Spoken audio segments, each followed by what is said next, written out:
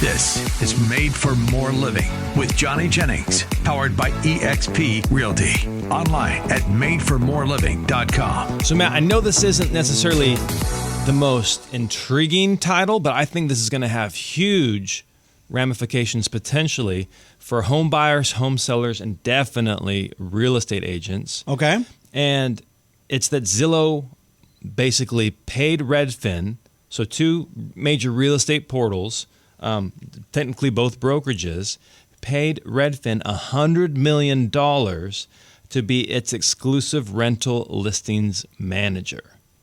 And so what that means is, like, a lot of people will go on Redfin or on Zillow to look for homes to rent. And Zillow... Oh, I didn't even know that. I didn't know people were going to Zillow to find properties to rent. I thought that was just exclusively for homes that were for sale. Oh, no. Now they have properties that you can rent? So Zillow's been doing the rental thing for a long time. Oh, I didn't know that. I honestly didn't know Redfin had been doing that. But I knew Zillow had been doing that. And the cool thing, so like oftentimes people will contact us, hey, you're a real estate company, can you help me rent a house? And it's like, hey, that's not something we do, but we'll give you some tips on how you can find one. And a tip that we've given for years is go to Zillow. Oh, really? Yeah, go to Zillow and you'll find a lot of homes on the market. And the great thing about Zillow, at least in the past, I haven't checked it like this week, but at least in the past, what you're able to do is you pay one fee, and now your application is good for so many days on all these different properties that are on Zillow. Mm-hmm. Whereas if you go the more boutique property management route, every single property management company you go to, you're going to have to pay for a background check. Yeah, when I Googled homes for rent, top of the list is Zillow. Yep. And so Zillow is just further cementing its position as the go-to place for rentals with this Redfin acquisition. And there's even talks that maybe, because Redfin I don't think has ever been profitable. I don't think they've been around for 20 years. Okay. There's talks that maybe Zillow might even buy Redfin. That would make sense. So anyways, so the reason why this benefits or has an impact on homeowners, like buyers and sellers, is it's the further consolidation of Zillow's power. You saying they have some kind of a monopoly? I would argue they 100% have a monopoly. Like, I don't know, like if a monopoly in the definition of 51%, they definitely have a monopoly. What do they have a monopoly on? The searches, so the web presence. Like when I go into people's houses and I always ask them, hey, so when you're looking at homes online, like what websites do you like to use? I always hear Zillow, or I hear Zillow and Realtor.com, or I hear Zillow and Redfin. But the common denominator across nearly everybody, I'd say 98 out of 100 people, is Zillow. Well, during the Super Bowl, remember, you had that homes.com commercial that ran for, it seemed like 7 or 8 times at least. I know. But I even try. You got Realtor. When I Googled homes for sale, Realtor.com was number 1. Zillow number 2. Homes.com, Redfin, Century 21, Remax. So Made for More. Yeah, Made for More was right there, actually. Yes. Yeah. That was right below the cream of the crop, right? Yeah. With your picture right next to it. But I wouldn't say they have a monopoly. I'm sure it's probably a dominant, just like Google search is definitely their search volume is 95% market share. You basically add everybody else's search volume up. Zillow is right around there. So it's Zillow and then literally everybody else. Right. And that's so why I care and why I think the consumer should care is that's not good for the consumer. So some things that Zillow does that people are not aware of, generally speaking, is one, if your realtor isn't advertising with them, they will suppress the listing. How is that legal? I can't do that. I can't suppress somebody else's listing on my websites, but Zillow will suppress the listing. Another thing. So they're not giving the consumer, the home buyers, all the information. No. And it's not based off, and the homeowner doesn't even know it. The real estate agent may not even know it, but they are suppressing the listing. Another thing that they do is if you inquire on a property, they're selling that data. They're like when you fill out the form, hey, I'd like to learn more about this property. Sure, but who isn't? They are selling that data, and depending on the situation, it's not getting sold just to one person. It's getting sold to many. Oh, I would assume that. Yeah, absolutely. But anytime you fill out a form online, I would assume it's getting sold. That's why I never give my accurate information. Okay, then why are you filling out the form? But that's happening. And then there's the Zestimate. The Zestimate is not always accurate, but what happens is people will look at that, and if they want more if they are looking to sell their house for the most amount of money, which most people are, and that estimate is high, they're gonna cling to that dollar amount and say, well, Zillow thinks my house is worth this much money, and that can end up costing them money in the long run. Or let's say they go live on the market, it'll say many times, hey, you're listed for $800,000, but Zillow values your home at $785,000. Well, Zillow now for every buyer that's coming on there, it's just based off an algorithm. Zillow doesn't really know what your house is worth, but now every buyer is thinking that the house is overpriced, which it may be, but it may not be. And Zillow is just putting its tentacles into everything, and the more stuff it puts its fingers in, the more I think it really distorts the real estate market and really hurts the consumer in the long run. Really? Absolutely.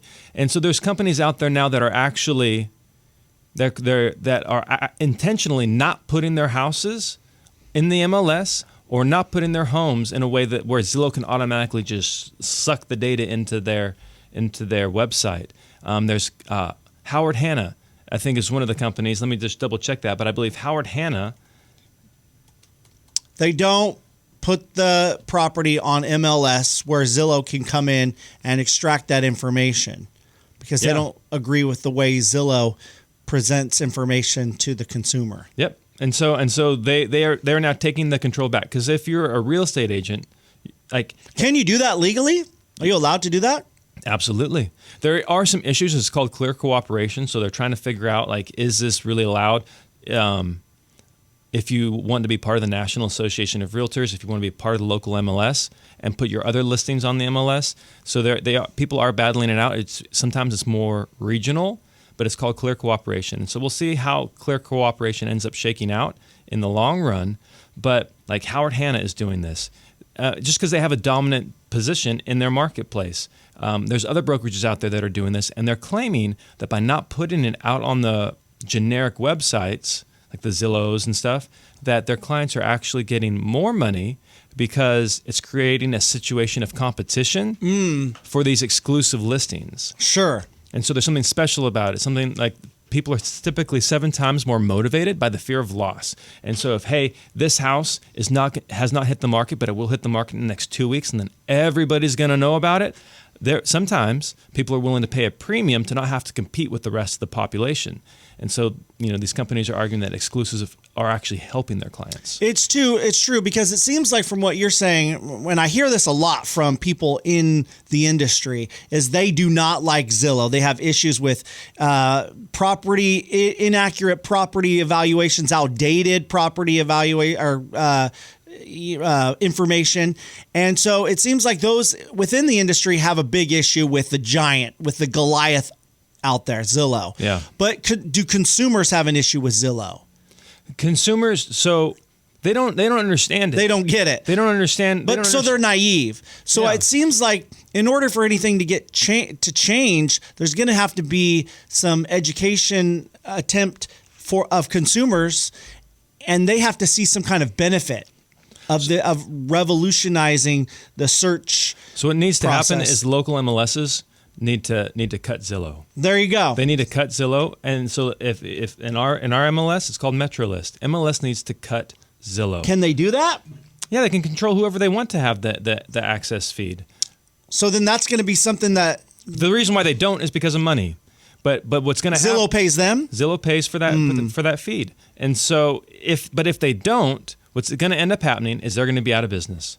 Because Zillow will become the de facto MLS. It'll become the national MLS. Oh, wow. It won't be regional. It'll be national. And Zillow is also, in my opinion, also going to ultimately become a real estate brokerage. So there's all those teams out there right now that are Zillow Flex teams, but they're maybe they're an independent brokerage in their Zillow Flex team, meaning they're getting leads from Zillow. Sure. Exclusive, a lot of leads from Zillow. Maybe they're with EXP. Maybe they're with Keller Williams. Maybe they're with whoever. But they're getting these leads from Zillow, and they're with a different brokerage. Eventually, Zillow is going to become that national MLS, in my opinion, if nothing changes. And those people who are partnered with Zillow are going to eventually have to hang their licenses with Zillow. And so Zillow is just slowly moving, rapidly, and really it's a relatively new thing in the history of real estate, but moving into every aspect of the market. And so it's not only about home sales. They're also doing home loans. They also have a title arm. They also do rentals. And so, Sure. so now there's going to be this monopoly that controls the residential real estate market in the country. And I don't like that. I don't think that's good for the consumer. I don't think that's good for the industry. And if people don't recognize the threat that real estate is in, I'm not saying tomorrow, but in the next 10 to 15 years, then, there's How there's does an it issue. how does it affect the consumer negatively? So how it affects the consumer negatively is they're giving wrong information and they're limiting the buyer's experience. If the buyer's looking for a property and that property is not currently being marketed with Zillow, they are suppressing that listing. So buyers aren't able to find the inventory they want because it's being suppressed by Zillow. Conversely, if you're the home owner, your listing is being suppressed by Zillow. And that should flat out not be allowed. These companies are all mad about clear cooperation, and because they want the data in the MLS, because then they can suck it out of the MLS and put it in their websites. Well, then once it gets on their websites, then they arguably are not adhering to the letter of the law of clear cooperation because they're suppressing some listings and not suppressing others. But people don't know that. Yeah, and it's that lack of knowledge that is really that's why they get away with it. Yeah, it's a tough battle to fight. I think it's going to be really tough, but I think starting off is just educating people that Zillow is not a quality search engine when it comes to looking for properties. It's inaccurate. And so I think that's the only thing you can do right now. Wouldn't you agree? Is there anything else that can be done? I mean, you're not going to ask for certain legislation. Do you want to claim that Zillow is a monopoly and for the federal government to do something about that? I definitely think there should be legislation coming down, from Washington about where Zillow is headed, because it is not headed in a good place for the consumer. If Zillow is the only website, which is what they would like, if Zillow is the only website where you can go to find properties that are available for rent and that are available for sale, then now they control the information. Whoever controls the information controls the consumer, and that is just a bad place for the American consumer to be in. It's true, but I mean, I think one of your claims of Zillow suppressing listings, because that falls into, isn't that some kind of real estate violation where you're not showing certain homes or certain neighborhoods to certain people or something like that? Isn't there some kind of like a fair housing type of a thing? So I don't know if it's necessarily based off of fair housing laws. Like there's a number of different things that fall under fair housing, but what they're doing is they're just suppressing it based off money. And if you're listening to this and you're saying they don't suppress listings, well then what's Zillow Showcase? Zillow Showcase is where they promote listings if you're paying for it. So if they're promoting some listings more than they are promoting others, my argument is they're suppressing those other listings. It's a pay-to-play system, and what's very frustrating is that's not what Zillow is doing with the MLS. Like I pay my MLS dues, and the point of my MLS dues is to help get my listings out to as many people as possible, not to then have to pay somebody. So I'm paying an MLS and now I got to pay all these other different websites. Well, then what happens? Right. Okay, I'm just going to pick one website. I'm not So paying you don't the MLS. you don't have to put it on MLS. You can put it on independent websites. Yeah, you can, but then it gets in the more regional thing, and then you have to have a form signed. Okay. Is it on the MLS? And so, yes, you can, but there's a process to go about it. But what's frustrating for me, the real estate agent, is why am I paying MetroList if I now have to pay Zillow as well? Right. Why? Oh, and if it's Zillow, well, guess what? Now Realtor.com is going to start doing this. Homes.com so now I'm paying 5 different companies to promote a listing. Well, shoot, why don't I just pay Zillow? Because everybody's going to Zillow anyways, and that's how the MLSs are going to become irrelevant. It's interesting to say the least. So anyways, it seems like quite a complex and challenging problem. It is, but it's a complex problem if the MLSs are not willing to rein Zillow in and say, hey, knock it off, stop this, or we're going to cut your feed off. But it's hard to fight the company that's feeding you. But they're only feeding them part. Like if all realtors were like, "Hey, screw you guys, we're not going to pay you any money if you don't rein in Zillow." Right. Then they're out of a bit. Then they have nothing. Then Zillow has nothing. Yeah. So the realtors still have the power. The consumer still has the power. Zillow doesn't. But if things don't change, Zillow will have the power. And anyways, isn't that something that the Association of Realtors can get on board and try to rein in. Put together a fight with MLS, or at least a conversation, a dialogue. Yeah, I'm not even talking about necessarily fighting, but hey, if you have an IDX feed, then you have to show all listings the same.